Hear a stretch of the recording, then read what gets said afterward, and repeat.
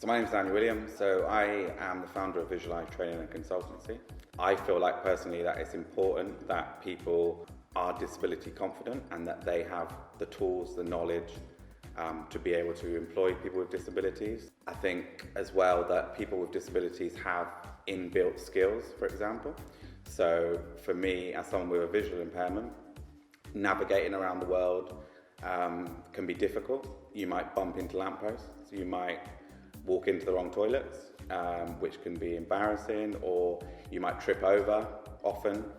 And for me, that brings inbuilt skills within you, like resilience, which is a skill that obviously to employ someone with a disability, resilience is important. Problem solving, so actually finding where you need to be. So if you're going for a meeting or you're going for an appointment, you might be in a hospital or wherever, you've got to find that room, you've got to navigate, you've got to ask people, you've got to be confident. You've also got to be able to advocate for yourself. You've got to be able to tell people if something's not right, how can we make it better? I think it's really important that employers have the correct training so that they are confident to employ people with disabilities.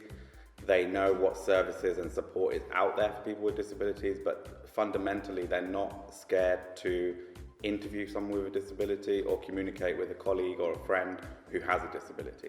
Some employers think that it's going to cost lots of money to employ someone with a disability, or it's going to be a lot of hard work.